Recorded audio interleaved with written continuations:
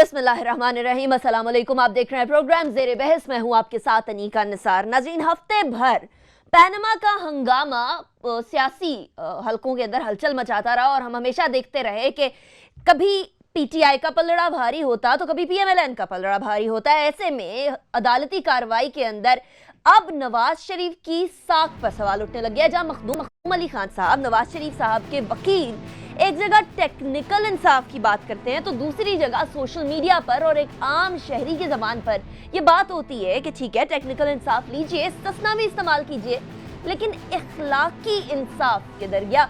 वो इखलाकियात किधर गई जिसका दर्स दिया जाता है उस लीडरशिप की जानिब से जिसके ऊपर आज खुद सवालात उठाए जा रहे हैं, कड़ी तनकीद का निशाना बनाया जा रहा है। इस हवाले से बात करेंगे पाकिस्तान के पॉलिटिकल सिचुएशन के हवाले से। ऐसे में पंजाब में बिलावल भुट्टो जरदारी साहब की जोरों शोर से सियासत करना और सियासत में फैसलाबाद भी जाना डेफिनेटली, और उसके बाद फिर पंजाब में सियासत रिवाइव करने की कोशिश, क्या पीपल्स पार्टी अपने कदम पंजाब में जमा पाएगी या फिर मुंह की खानी पड़ेगी? इस हवाले से बात करेंगे। मैं तारुफ करवाऊं, मेरे साथ मौजूद हैं जनरल रिटायर्ड खालिद मकबूल साहब। खालिद मकबूल साहब, बहुत शुक्रिया, आप फॉर्मर गवर्नर पंजाब भी हैं।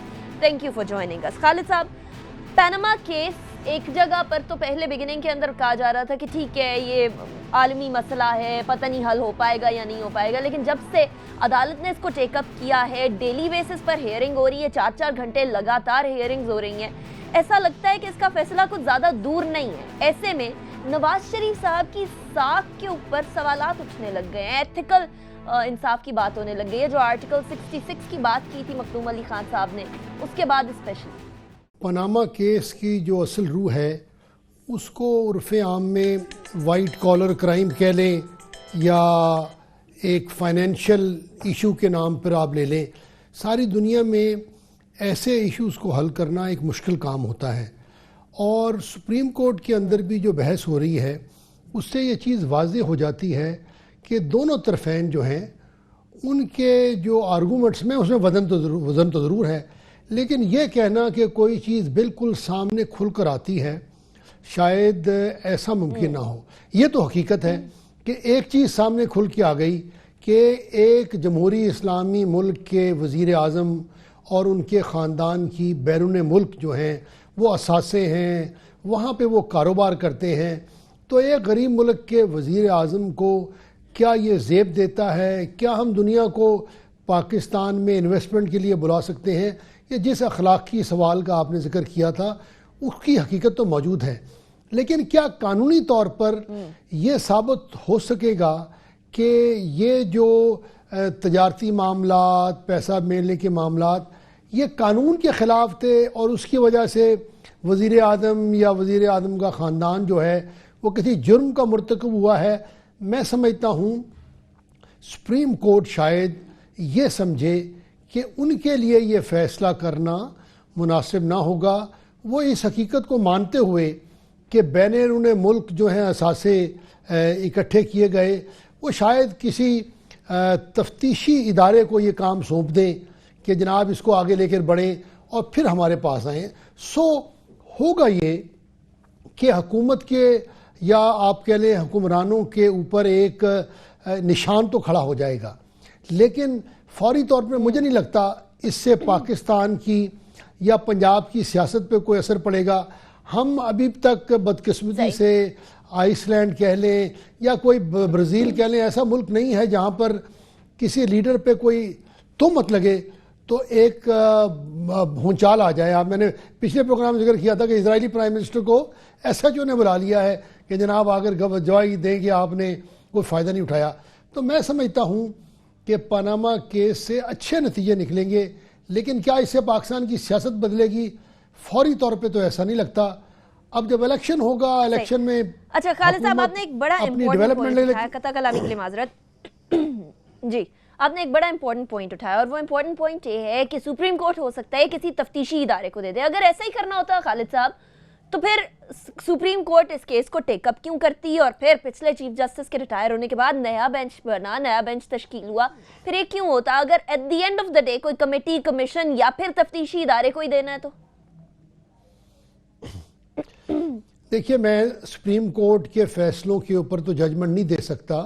सुप्रीम कोर्ट क्या फैसला देता है ये तो ان کی جورسڈکشن ہے، لیکن میں تو صرف ایک اپنے خیال کا اظہار کر رہا ہوں. اور شاید اس وقت چونکہ آپ کو یاد ہوگا ان دنوں بہت ایک سیاسی ہلچل ہو رہی تھی، ایسا لگتا تھا کہ اسلام آباد میں ایک بہت بڑی بدامنی ہوگی، تو شاید سپریم کورٹ نے یہ سمجھا کہ وہ ملکی حالات میں اپنا ایک مثبت رول ادا کر سکتے ہیں. اور اس لیے سپریم کورٹ صرف تفتیشی ادارے کو یہ کیس سونپے گا نہیں، وہ اپنے خیالات یا کہہ لیں اپنی انیشل ججمنٹ کہہ لیں یا اپنی انیشل کچھ فیکٹس کے ساتھ بھیجے گا، تو کچھ نہ کچھ تو ان کی طرف سے ایک تاثر ابھر کے سامنے آئے گا. ممکن ہے وہ یہ تاثر دیں کہ یہ جائیداد کی حقیقت ہے، اس میں تضاد تھا، ممکن ہے یہ بھی وہ تاثر دے دیں کہ یہ سب کچھ تو نواز شریف صاحب کی فیملی کا ذکر ہے، نواز شریف کے ساتھ یہ سلسلہ جو ہے وہ نہیں جڑتا. تو کچھ نہ کچھ تاثر تو وہ دیں گے، اور پھر ممکن ہے وہ کمیشن بنا لیں جو کہ نیب یا ایف آئی اے سے بہتر ایک آلٹرنیٹ ہوگا. اور میں سمجھتا ہوں کہ سپریم کورٹ کا یہ رول جو ہے ملکی سیاست میں ایک مثبت سمجھا جائے گا. یاد رکھیے گا ملک کی جو سیاست ہے وہ عدالتوں میں نہیں، وہ تو انتخابات میں بنتی ہے.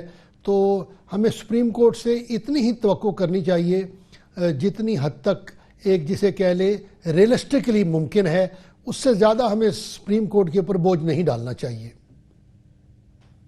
صحیح. اچھا، سیاست کی بات کر رہے ہیں خالد صاحب، تو ڈیفینیٹلی ابھی ایک ایٹ سٹیک ہے، دو جماعتیں ایٹ سٹیک ہے. اسپیشلی اگر پی ایم ایل این کی بات کریں تو نواز شریف صاحب پر اگر کوئی سوال اٹھتا ہے یا کوئی سوال ثابت ہو جاتا ہے، جو الزام ہے وہ ثابت ہو جاتے ہیں، تو پھر پی ایم ایل این کی پوری ساکھ، کیونکہ پی ایم ایل این نواز این کے بغیر کچھ ہے نہیں. ڈیفینیٹلی ہم لوگ دیکھتے ہیں جس طریقے سے چلایا جاتا ہے طریقہ کار پی ایم ایل این کے اندر. دوسری طرف پی ٹی آئی کے الزامات، پی ٹی آئی کی ساکھ پر بھی ایک سوال اٹھنے والا ہے اگر سپریم کورٹ کا کوئی فیصلہ پی ایم ایل این کے فیور میں آ جاتا ہے. تو دو جماعتیں ایٹ سٹیک ہیں. آپ کیا دیکھتے ہیں اس فیصلہ یا آر یا پار جیسے بھی ہو، جو بھی فیصلہ ہو، اس کا کوئی ایک جماعت کلین بولڈ ہوتی ہوئی نظر آئے گی یا ٹیمپرری دھچکا لگے گا؟ دیکھنا یہ ہوگا کہ سپریم کورٹ کی جو تاثرات یا ان کے جو فیصلے کہہ لیں اس کی نوعیت کیا ہے، اس کے لحاظ سے پارٹیوں پہ اثر پڑے گا. یہ آپ نے ٹھیک کہا کہ ہماری مسلم لیگ این ہی نہیں بلکہ پیپلز پارٹی بھی، ہماری ساری جماعتیں جو ہیں وہ شخصی پارٹیاں ہیں. وہ زمین اور یونٹ اور محلوں کی سطح پر ان کی نہ تنظیم ہے، نہ مقبولیت ہے، نہ لوگ اس میں شریک ہیں. تو اگر کسی بھی بڑے لیڈر کے خلاف کوئی فیصلہ آیا تو وہ اس کا ایک سنو بالنگ ایفیکٹ تو ہوگا، لیکن میرے خیال میں جب تک فیصلے کی حقیقت نہیں آتی ہم اس بارے میں قیاس آرائی کریں. لیکن فرض کیجئے اگر کسی لیڈر کے اوپر براہ راست الزام لگ جاتا ہے تو میں سمجھتا ہوں وہ لیڈر اور اس پارٹی کو شدید نقصان ہوگا. جہاں تک پی ٹی آئی کی بات ہے، پی ٹی آئی کو بار بار جو وہ احتجاج کی سیاست کر رہے ہیں، لوگ پوچھیں گے اگر ان کا احتجاج درست ثابت نہ ہوا تو پی ٹی آئی کو بھی دھچکا لگے گا، اور پی ٹی آئی کو آہستہ آہستہ بطور ایک سیاسی پارٹی کے منظم ہو کر وہ کام کرنے پڑیں گے جس سے عوام ان کے اوپر اعتماد حاصل کرے. صرف احتجاج کی سیاست سے آپ انتخابات آج کے حالات میں پاکستان میں نہیں جیت سکتے. صحیح. احتجاج کی سیاست سے پاکستان کے الیکشنز نہیں جیتے جا سکتے. اگلے ہی سال ڈیفینیٹلی الیکشنز کا سال بھی ہوگا، اور ایسے میں کیا پاکستان کے اندر باقی ایک اور بڑی جماعت جو کہ پیپلز پارٹی ہے، وہ سیاست کو چمکانے کے لیے یا اپنی سیاست کو، جو سیاست تھوڑی کمزور ہوتی ہوئی نظر آئی پنجاب میں، اس کو بہتر کرنے کے لیے کیا کر رہی ہے؟ اس کے بارے میں بات کریں گے ایک بار.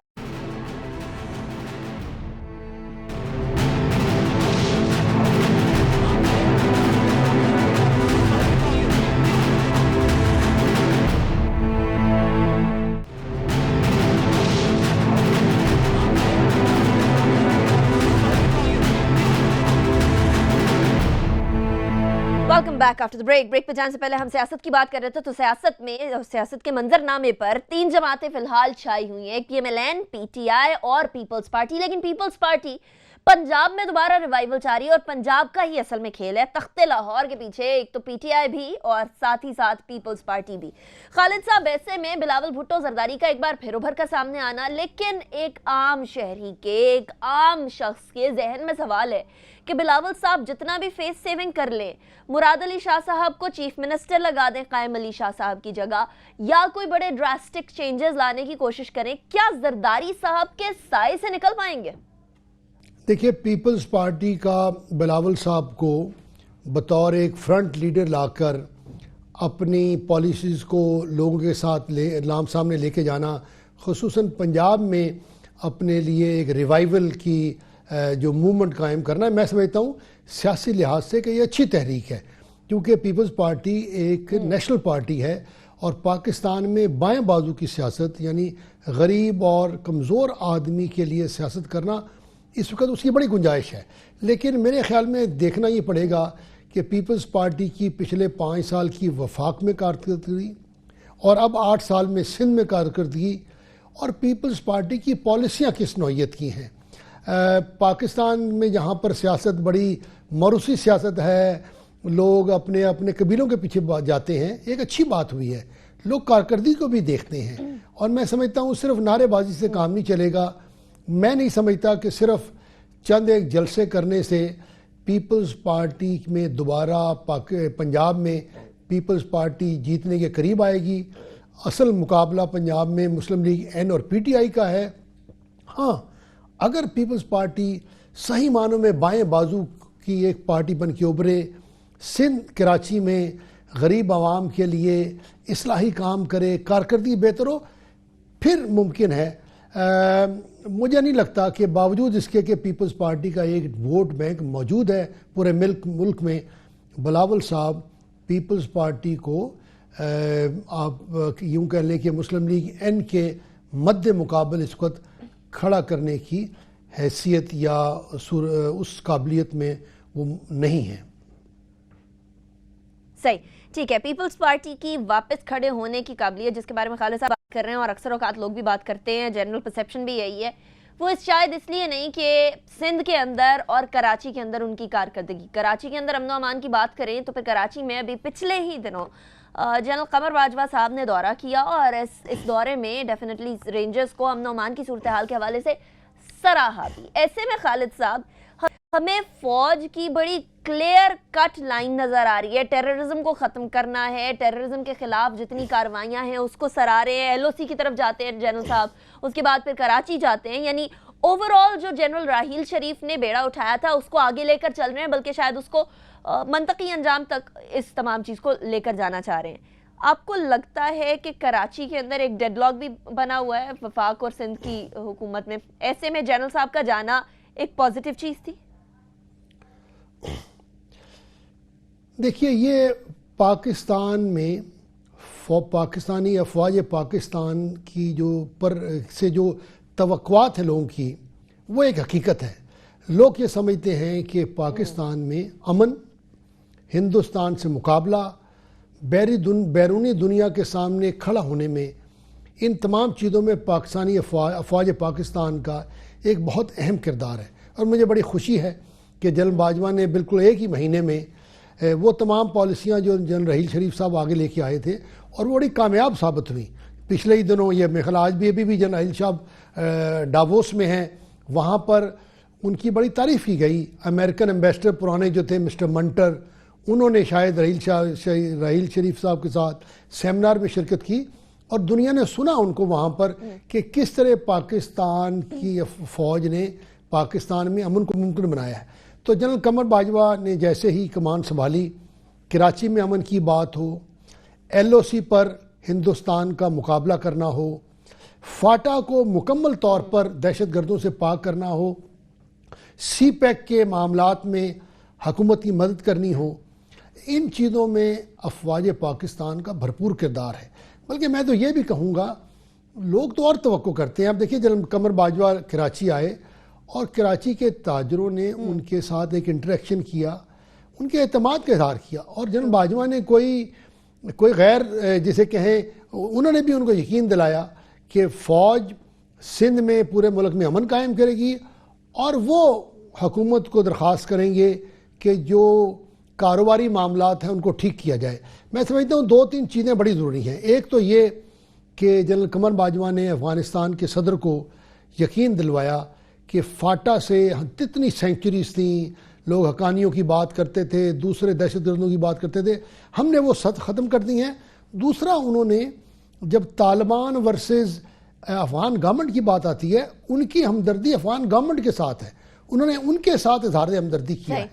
دوسرا، انہوں نے کہا ہے جناب پورے ملک میں دہشت گردی کے خلاف آپریشن چلیں گے. آپ روز دیکھ رہے ہیں بندے پکڑے جا رہے ہیں، دہشت گرد پکڑے جا رہے ہیں، حالات بہت بہتر ہیں. اور تیسرا، ہندوستان نے ہمیں جب وزیر اعظم مودی آئے تھے تو بہت ہم پہ پریشر تھا، بات ہو رہی تھی اسٹرائک کی، بات ہو رہی تھی پاکستان کو دنیا میں علیحدہ کرنے کی. الحمدللہ آج دیکھیں ہندوستان پہ مشکل ہے. ہم سرخرو ہیں کیونکہ ہم نے جو وعدہ کیا تھا اپنے عوام کے ساتھ، فوج نے اس وعدے کو پورا کیا ہے. تو میں سمجھتا ہوں فوج نے دہشت گردی کے خلاف جو کاروائیاں کی ہیں، اور صرف دکھاوے کی کاروائیاں نہیں کہ ایک گروپ کے خلاف کر لیں، ایک ہی گروپ کے خلاف نہیں کی. ہم پہ الزام ہوتا ہے ہندوستان کی تو ساری ریاست کے پیچھے RSS کھڑی ہوئی ہے.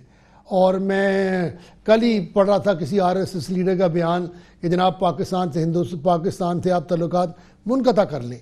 تو میں سمجھتا ہوں افواج پاکستان نے پورے ملک سے دہشت گردی کو ختم کرنے، ہندوستان کا دباؤ برداشت کرنے اور ایک بڑی سوٹیبل جواب دینے میں، سی پیک کے کام کو آگے بڑھانے میں، فاٹا میں امن کے لیے، متاثرین کی بحالی کے لیے بہت دور رس اصلاحات کی ہیں اور ان کو دنیا نے سراہا ہے.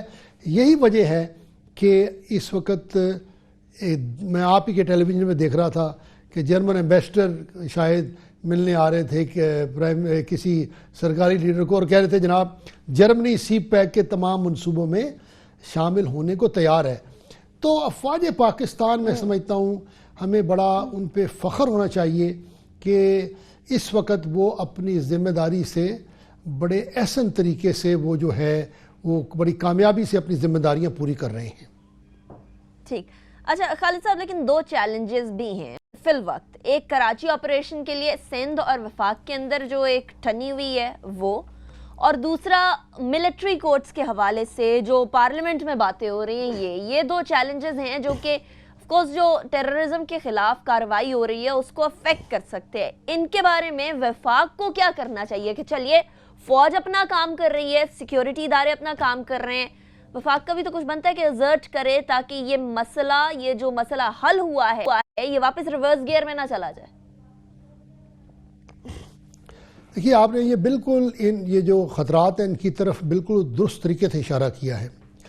پہلی بات تو یہ کہ دہشت گردی کی جو بنیاد ہے وہ ناانصافی پر ہے. اگر ایک آدمی کو گلی محلے میں اس کے گھر میں کوئی زیادتی ہوتی ہے، اس کی بہن کے ساتھ زیادتی ہوتی ہے، اس کو انصاف نہیں ملتا تو وہ کدھر جائے گا؟ گڈ گورننس کا بہت فقدان ہے، پورے ملک میں فقدان ہے، سندھ میں اس کا بہت فقدان ہے. میں آج کراچی میں کچھ دوستوں سے باتیں کر رہا تھا، لوگ مجھے قصے سنا رہے تھے جی کہ 1 روپے کے اوپر لوگوں سے زبردستی ان کے کارخانے یا ملیں جو ہیں، وہ طاقتور آدمی جو ہیں وہ ہتھیار لیتے ہیں. مجھے بتایا گیا کس طرح شوگر فیکٹریوں میں اگر آپ حکومتی من پسند کی فیکٹری نہیں ہے وہاں گنا نہیں جا سکتا. اربوں کی زمین ہتھیائی گئی ہے. گورننس کو بہتر کرنا بہت ضروری ہے اور یہ گورننس سارے ملک میں ٹھیک کرنی پڑے گی. اب دیکھیں نا پورے ملک میں ہم نے بنیادی لوکل گورنمنٹ سسٹم لایا ہے، مہینہ ہو گیا. کسی کا نام کسی میئر کا آپ کو شاید، مجھے تو نہیں یاد آتا، آپ کو شاید یاد ہوگا. ایک تو یہ بات. دوسری بات، ہر دفعہ ہم لٹکاتے ہیں یہ دہشت گردی. دیکھ لیں جن ملکوں میں کاروائیاں شروع ہوئیں 15 سال بعد ختم نہیں ہوئیں.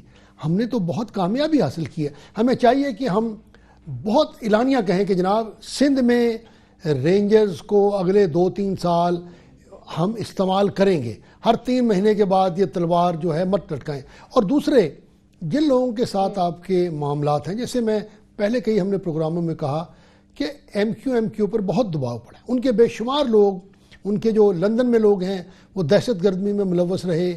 یہاں پر کئی لوگ را کے سپانسرڈ دہشت گردی میں ملوث رہے. اب یہ وفاقی حکومت کا فرض ہے کوئی ایم کیو ایم کے ساتھ بیٹھ کر ایک جسے کہتے ہیں نیا سوشل کانٹریکٹ کرے کہ جناب آپ کراچی کی مستند سیاسی قوت ہیں لیکن مہربانی سے یہ کام چھوڑ دیں, یہ کام کریں تاکہ کھل کر سیاست اور ایک دفعہ آپ کے اوپر سے سارے دھبے دور ہو جائیں. تو میں سمجھتا ہوں کہ جو اور اس سے بھی بڑا ضروری کام جو ہے وہ ایک جسے ہر آدمی کہتا ہے بیانیہ, یعنی پرائم منسٹر صاحب نے اس دن کٹاس میں بڑی خوبصورت تقریر کی کہ پاکستان میں ہر مسیحی, ہر ہندو, ہر سکھ مسلمان کا, لیکن اس کی عملی صورت دیں کہ پاکستان میں ہر آدمی کو اپنے عقیدے کو اپنانے کے لیے آزادی ہو. جب یہ کام ہوگا تو پھر فوج کے کام جو ہیں ان کا ایک مستقل نتیجہ نکلے گا. ورنہ ڈر یہ ہے کہ کل کو جب فوج پیچھے آتی ہے تو ممکن ہے یہ حالات پھر دوبارہ واپس لوٹ جائیں.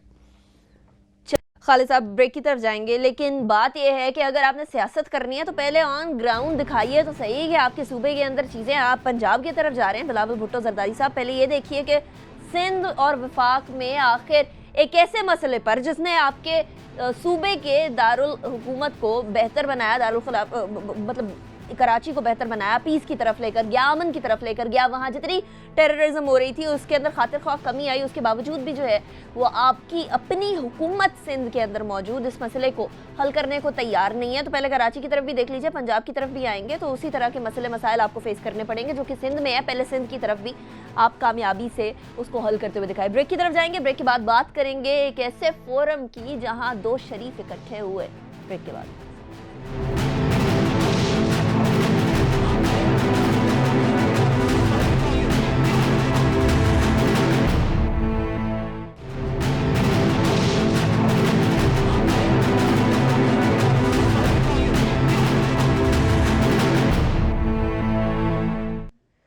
Welcome back after break. میں نے بریک پہ جانے سے پہلے کہا کہ ایک ایسا ایونٹ جہاں 2 شریف اکٹھے ہوئے, یعنی جنرل راحیل شریف اور نواز شریف صاحب دونوں وہاں موجود تھے, اور وہ تھا ڈیووس کا ورلڈ اکنامک فورم جہاں بڑی تیزی سے چائنا نے اپنے جھنڈے گاڑے اور ہم لوگوں کو صاف نظر آ رہا تھا کہ ایک میجر پلیئر ورلڈ کی اکانومی میں چائنا بن کر ابھرا ہے, اور وہ پروو ہو رہا تھا. وہاں کی پریزنس, چائنا کی پریزنس وہاں فیل ہو رہی تھی. اور ایسے میں پاکستان کے چائنا سے بڑھتے ہوئے تعلقات, رشیا سے بڑھتے ہوئے تعلقات پاکستان کے لیے کتنے بہتر رہیں گے. دوسرا کامنٹ اس پہ بھی کر دیجیے گا کہ چائنا ایک میجر پلیئر بن کر سامنے آیا ہے. یو ایس, یو کے, ان تمام کو سائڈ پہ کرتا ہوا چائنا گلوبل لیول پر میجر پلیئر نظر آ رہا ہے. آپ نے بالکل درست کہا کہ میرے خیال میں یہ پہلا موقع تھا کہ ایک ریٹائرڈ آرمی چیف کو وہاں پہ بلوایا گیا اور انہوں نے پاکستان کی دہشت گردی کے بارے میں جو کامیابی تھی ان کا ذکر کیا, اور بڑے انہوں نے فرینکلی وہاں پہ بات کی. انہوں نے کہا کہ یہ سب کچھ جو ہے وہ جلدی ختم نہیں ہو جائے گا, اس کے لیے سب دنیا کو کام کرنا پڑے گا. اور انہوں نے اپنی جمہوریت کے ساتھ لگن کا بھی ذکر کیا. میں سمجھتا ہوں انہوں نے پاکستان کا ایک بڑا اچھا چہرہ دکھایا. اور ہمارے پرائم منسٹر صاحب نے وہاں پر بڑے صنعت کاروں سے, جس میں میرے خیال میں مشہور گروپ جو ہے جس کے پاس کراچی الیکٹرک ہے, البراج گروپ شاید وہ تھے, سٹی بینک والے تھے, اور کئی لوگ تھے, ان کے سامنے ملک جو پاکستان میں علی بابا, علی ایکسپریس والے میجر پلیئرز چائنا کے, جی ہاں بالکل ٹھیک ہے. اس میں انہوں نے بتایا کہ کس طرح پاکستان میں جو اقتصادی اپرچونٹیز آ رہی ہیں سی پیک کی وجہ سے. اور جیسے میں نے ذکر کیا کہ جرمنی کہتا ہے کہ جناب میں ان پروجیکٹس میں شامل ہونا چاہتا ہوں. تو میں سمجھتا ہوں اس لحاظ سے پاکستان نے اپنا نقطہ نظر وہاں بڑا کامیابی سے پیش کیا. گو کہ صرف کہنے سے انویسٹمنٹ نہیں ہوتی, یہ بھی ایک حقیقت ہے کہ اس وقت پاکستان میں فورن انویسٹمنٹ اگر ہے تو وہ صرف چائنا کی ہے, وہ بھی قرضے کی صورت میں ہے. لہذا ہمیں اس کو سب کو ریئلسٹکلی دیکھنا چاہیے, اور ہمیں بہت کچھ کرنا پڑے گا اس سے پیشتر کہ دنیا کے اور لوگ یہاں پہ آ کے انویسٹمنٹ کریں. لیکن یہ پاکستان کی پرائم منسٹر کی ایک اچھی کوشش تھی. بہرحال میں آؤں گا جو آپ نے اصل بات کی کہ دنیا اب چائنا کے اقتصادی, جو اس کی بطور اقتصادی قوت کے ان کے رول کو پہچان رہی ہے. اس وقت دنیا میں دیکھیے پریزیڈنٹ ٹرمپ, تھریسا مے, آدھا یورپ بات کر رہا ہے پروٹیکشنزم کی, اپنے جو ہیں معاہدے, اقتصادی معاہدے ان کو ختم کرنے کی. محصولات زیادہ کرنے کی، یعنی کلوز اکانومی یا جسے کہتے ہیں ایک نیشنلسٹ اکانومی کی طرف جانے کی بات کر رہا ہے۔ شی پینگ شاید پہلے پریزیڈنٹ تھے جنہوں نے یہاں ایک بہت بھاری ڈیلیگیشن کے ساتھ شرکت کی، اور انہوں نے کھل کر کہا وہ باتیں جو مغرب کل چائنا کو سکھا رہا تھا، انہوں نے مغرب کو کہا جناب دنیا کو ضرورت ہے ایک اوپن ٹریڈ کی، کھلی اکانومی کی، اور مل کر آپس میں ہم تجارت کریں۔ یہ جو آپ پروٹیکشنزم کی بات کر رہے ہیں اس سے مسئلے حل نہیں ہوں گے۔ اور انہوں نے مثالیں دی کہ جناب آپ کے یہاں جو فائنینشیل کرائسس آیا تھا وہ چائنا کی وجہ سے تو نہیں آیا تھا، وہ تو آپ کی اپنی غلطیاں تھیں۔ اور ساتھ انہوں نے بڑی انٹرسٹنگ باتیں کی، دیکھیں انگریزی میں کہتے ہیں دا منی اسپیکس۔ انہوں نے کہا چائنا کے پاس $750 بلین ہیں دنیا میں انویسٹ کرنے کے لیے، اور ان کی باتوں کو بہت غور سے سنا گیا۔ انہوں نے one belt one road one belt کی جو بات کی، انہوں نے بتایا کہ شاید 1-2 مہینے بعد اس پہ کانفرنس بھی ہو رہی ہے۔ میں سمجھتا ہوں آنے والے دنوں میں دنیا چائنا کی طرف دیکھے گی کہ ہم چائنا کے ساتھ ملیں تاکہ ہماری اقتصادی صورتحال بہتر ہو۔ ان حالات میں سمجھتا ہوں تو خالد صاحب ایسے میں پاکستان تو آلریڈی چائنا کی طرف بڑھ رہا ہے، اور اس خطے کے اندر چائنا پاکستان رشیا کا ایک الائنس بھی ہوتا ہوا نظر آ رہا ہے، ایک ان ریٹن الائنس، ایک ان آفیشیل الائنس ہمیں ہوتا ہوا نظر آ رہا ہے، چاہے اس کو ابھی اس طریقے سے سالیڈیفائی نہ ہو پا رہا ہو، لیکن یہ نظر آ رہا ہے کہ پاکستان کا جھکاؤ رشیا اور چائنا کی طرف زیادہ ہے۔ چائنا کی طرف تو آلریڈی تھا، رشیا کی طرف بھی۔ ایسے میں بھارت کا جھکاؤ امریکہ کی طرف ہوتا جا رہا ہے، اور بھارت ویسے ہی پاکستان کے اینٹی جاتا ہے۔ آپ کو لگتا ہے ان فیوچر اس خطے کے اندر یہ جو نیکسس بنے گا، یہ رشیا، چائنا اور پاکستان والا، یہ زیادہ کامیاب رہے گا یا بھارت کی اسٹریٹجی کامیاب رہے گی؟ What do you think؟ دیکھیے میرے خیال میں آپ نے ایک بہت درست جو ایک دنیا میں نئی اسٹریٹجک الائنس بن رہی ہے، وہ کہ کئی لوگ کہتے ہیں کہ جناب یہ فی الحال تو صرف ایک کاروباری اکنامک الائنس ہے، یہ بڑی کامیاب الائنس ہے۔ اس میں چائنا کا پیسہ، ان کی ول ہے، پیچھے رشیا کا پوٹینشیل ہے، سینٹرل ایشیا ساتھ کھڑا ہے، میں نے پہلے بھی ذکر کیا تھا عمان شامل ہونا چاہتا ہے، جرمنی شامل ہونا چاہتا ہے، یورپین کئی ملک شامل ہونا چاہتے ہیں۔ یہ ایک بالکل نئی چیز کھل کے آ رہی ہے، اور چائنا جس اس ملک میں گیا ہے وہاں انہوں نے کھل کے انویسٹمنٹ کی ہے۔ ہمارے یہاں آپ نے مثال دیکھ لیں، پاور پلانٹ لگ رہے ہیں، گوادر پورٹ بن گئی ہے، سڑکیں بن گئی ہے۔ اچھی بات میں یہ نہیں کہوں گا اچھی بات، بہرحال انٹرسٹنگ بات یہ ہے ایسے موقع پر انڈیا نے چائنا کے ساتھ ایک سیاسی کشمکش، یا آپ کہہ لیں ایک ڈپلومیٹک جھگڑا کھڑا کر لیا ہے۔ پہلے تو سی پیک کے خلاف، پھر اب وہ ڈلائی لاما کو اپنے ہاں مدعو کر رہے ہیں، اور چائنا کو ایک ساتھ وہ ایک اوپن سی کہہ لیں مخالفت انہوں نے شروع کر دی ہے انڈیا نے، اور انڈیا سمجھتا ہے کہ شاید ان حالات میں انہیں امریکہ کی طرف سے کوئی بہت بڑی حمایت حاصل ہوگی۔ تو چائنا نے تو یہ کہا ہے انڈیا کو کہ جناب آپ پاکستان کی بات سنیں، سی پیک میں شامل ہوں۔ بہرحال ریئلسٹکلی اگر دیکھا جائے تو اس وقت پاکستان کے حالات بہت اچھے ہو رہے ہیں۔ آپ دنیا کی ایک ایسی گروپنگ کا حصہ بن رہے ہیں جو کامیاب اکنامک گروپنگ ہے۔ امریکہ ڈونلڈ ٹرمپ کے نیچے کیا کس قسم کی کاروائیاں ہوں گی؟ ہندوستان کو اس وقت 2-3 مسئلے ہیں۔ ایک تو یہ جو نوٹوں کی تبدیلی ہوئی تھی، اس کو ایک RSS کے لیڈر نے کہا ہے کہ مودی صاحب نے ڈی مانیٹائزیشن کہتے ہیں یہ نوٹوں، کہ جناب مودی صاحب نے ہیروشیما اور ناگاساکی والا ایٹم بم گرایا ہے ڈی مانیٹائزیشن کے ذریعے، کیونکہ 40 لاکھ لوگوں بیکار ہو گئے ہیں۔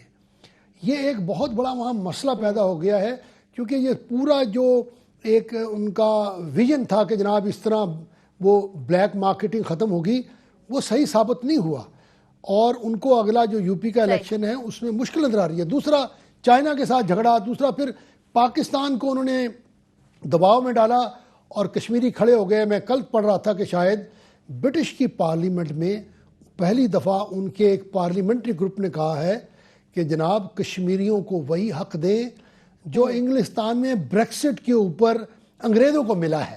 یعنی انہوں نے واضح طور پہ کہا کہ جناب اگر وہ علیحدہ ہونا چاہتے ہیں تو میں سمجھتا ہوں کہ یہ ڈاووس میں جو چائنا کا رول ابھر کر آیا ہے، ہماری ان کے ساتھ جو الائنس ہے، ہمارا جو اکنامک پوٹینشیل ہے، اور ہندوستان کا دباؤ جو ہم نے پچھلے دنوں میں برداشت کیا ہے، میں سمجھتا ہوں اس سے پاکستان کی صلاحیت اور ہماری ریزیلینس اور آنے والے دنوں میں ہمیں جو مواقع مل رہے ہیں اس کی طرف بہت اچھا اشارہ ہے. لیکن میں بار بار کہتا ہوں سڑک بنانے سے یا کسی ملک کا آپ کو کچھ امداد دینے سے آپ بہتر نہیں ہوتے.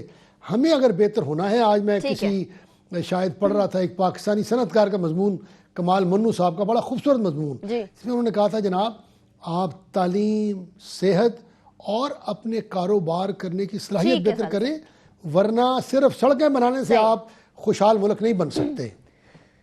صحیح. چلیے، یہ دی اکانومسٹ کی بھی ایک خبر کی پاکستان میں سڑکیں وغیرہ بن رہی ہیں لیکن انڈر یوٹیلائز ہو رہی ہیں. صرف اور صرف سڑکیں نہیں چاہیے ہم لوگوں کو، اس کے علاوہ انفراسٹرکچر چاہیے، سکولز چاہیے، ہسپتال چاہیے، لیکن غریب تک اکانومی پہنچے گی تب بہتر ہوگا. لیکن دنیا کا یہ حال ہے کہ آکسفیم کی ایک رپورٹ ہے جس کے اندر 50% آبادی، غریب آبادی، جتنا رقم صرف اور صرف 8% دنیا کے لوگوں کے پاس ہے. جہاں دنیا میں یہ حال ہوگا، جہاں غربت کی سطح بڑھ رہی ہوگی اور امیر امیر سے امیر تر، غریب غریب تر ہوتا جائے گا، وہاں کیا حال ہوگا؟ ایسا ہی کچھ حال ایکسپیکٹ کیا جا رہا ہے کہ کہیں امریکہ میں نہ ہو. اور امریکہ میں ڈونلڈ ٹرمپ کی انوگریشن سیریمنی بھی کچھ ہی دیر کی بات ہے کہ انوگریشن سیریمنی ہوگی اور وہ باقاعدہ پریزیڈنٹ امریکہ بن جائیں گے. بات کریں گے اس حوالے سے ایک بریک کے بعد.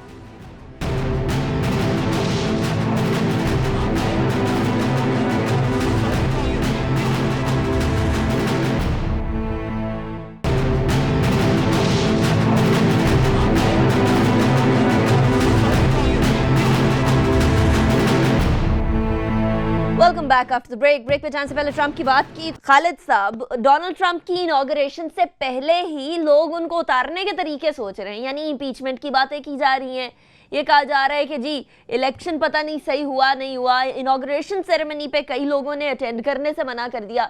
تو ایک ایسا صدر شاید امریکی ہسٹری میں پہلی دفعہ اتنا متنازع صدر ہوگا کہ ان کے بارے میں امپیچمنٹ کی باتیں انوگریشن سیریمنی سے پہلے کی جا رہی ہیں.